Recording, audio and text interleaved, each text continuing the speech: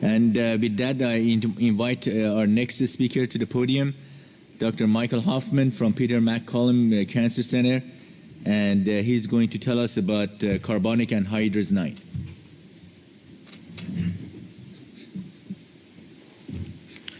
Thank you, Dr. Jadwar. I think you've organised this session of novel targets, and it's a pleasure to contribute. This is not really a new target, although we will describe some new radiotraces. Here are some disclosures. Some of the work we've done at Peter Mac is supported by ITM. So it's very clear that PSMA and dotatate have revolutionised treatment of those malignancies, and I put this little slide together to say the next target is now clear, and it's clear cell kidney cancer. It just rhymes. This is the carbonic anhydrase 9 receptor. It's actually an enzyme, not really a receptor. It catalyses the reversible hydration of carbon dioxide. It's widely overexpressed in several tumours, but clear cell kidney cancer is an outlier. On the right, you can see immunohistochemistry. Here's from the Human Protein Atlas from RNA expression, and you can really see that clear cell is an outlier compared to other tumour types, but there are several other tumour types with very high uptake as well. This is not a new enzyme or receptor. It's been known about for a very long time, and in fact its early discovery was in the nuclear medicine realm, going back to 1986 when antibodies were developed against this target. I think over the journey of this development we've gone from unclear medicine to nuclear imaging, where our images are now very clear. Here's some really beautiful work done some time ago showing iodine labelled to the antibody, and you can see really high uptake to day 3 and 5. This is in humans, and this was a really neat study because they then proceeded to surgery. They did autoradiography and ex vivo scanning by putting the surgical specimen on the gamma camera. Back then, it was described that this had tumour uptake amongst the highest reported with anti-tumour antibodies in any solid organ malignancies. Nice study from 1997, again showing the high uptake in liver metastases. It is quite extraordinary how our images have improved over the last 30 years. From I131 planar imaging, it was then labelled with I124, the antibody still, producing some quite stunning images. This is in a clear cell kidney cancer published in 2007.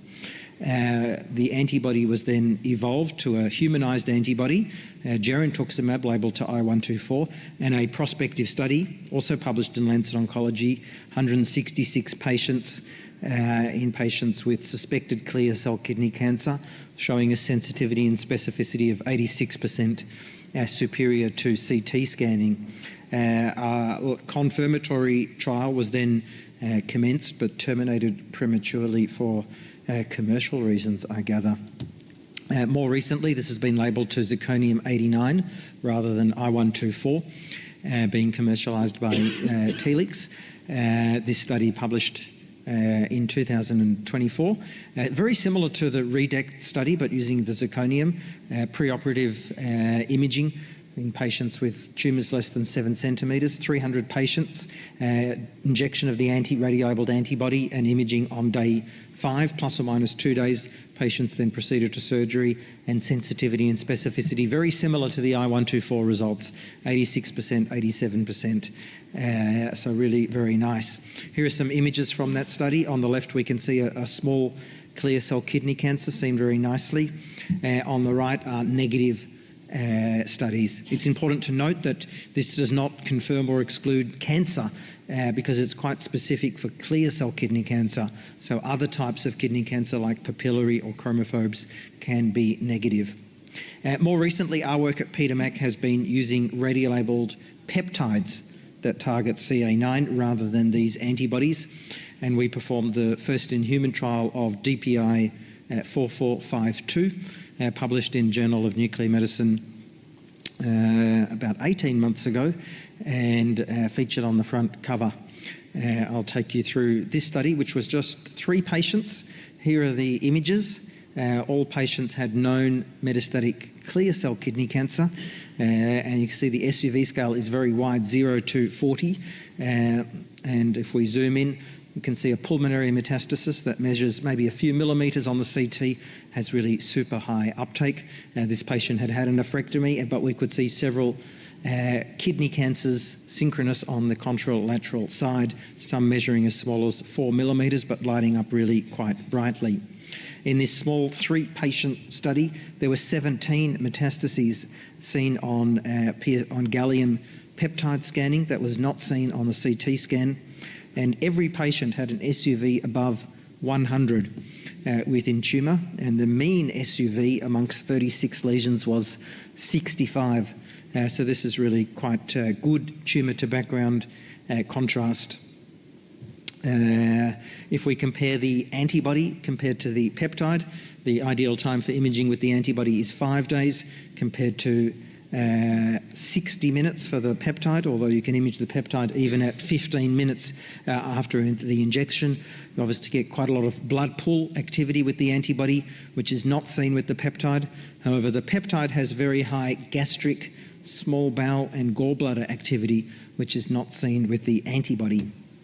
If we compare the antibody to the peptide, I think the peptides really win, a little bit like the PSMA story, comparing J591 imaging with, let's say, zirconium-89 compared to a gallium PSMA PET scan.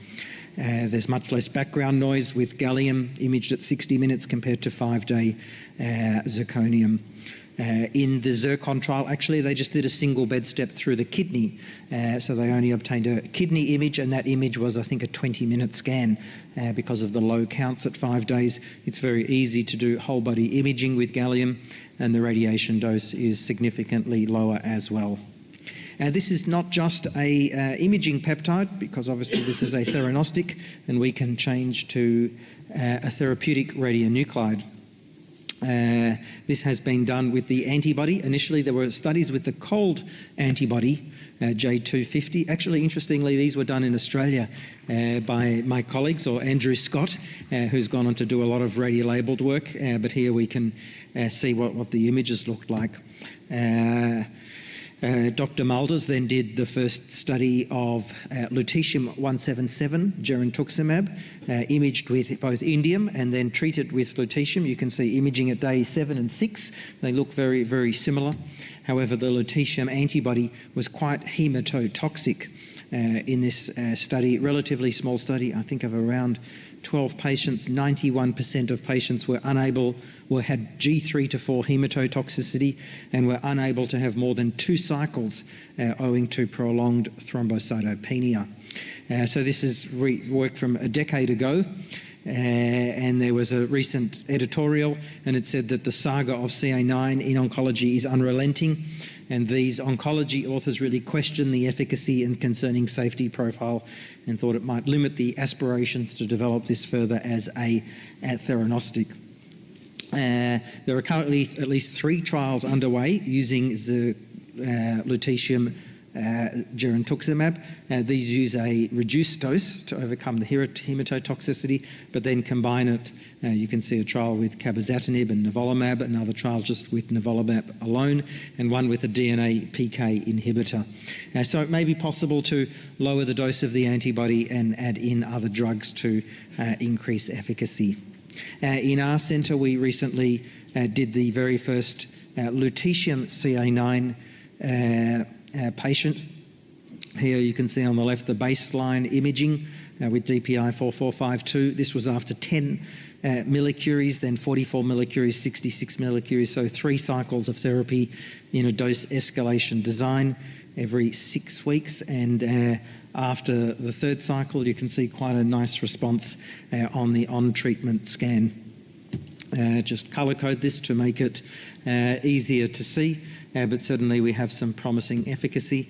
If we deep dive on this image, we can see actually some complete responses at some sites, both in lymph nodes and within bone.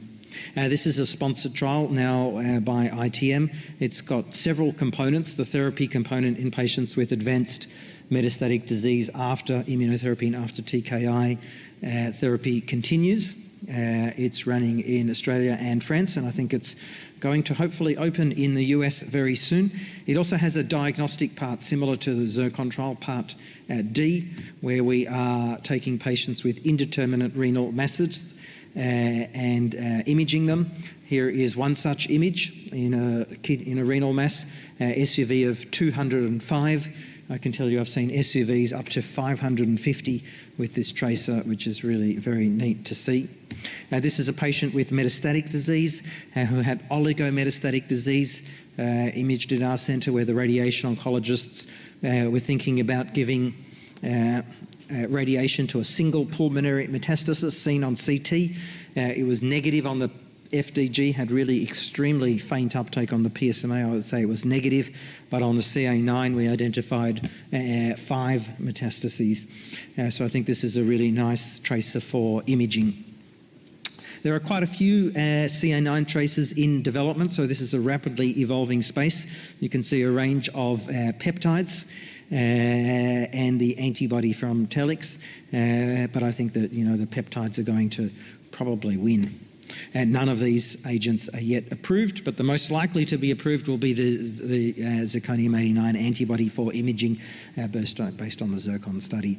These are some images presented by the Italian group at EANM last year using another CA9 peptide, OncoCA9. You can see very nice uptake in this primary kidney cancer, and a negative study in a patient who has a oncocytoma, absolutely no uptake. And like any new tracer, there's always traps. Here they had some esophageal uptake that was focal and prominent, and when they did a gastroscopy and biopsy, they showed that it was ectopic gastric tissue.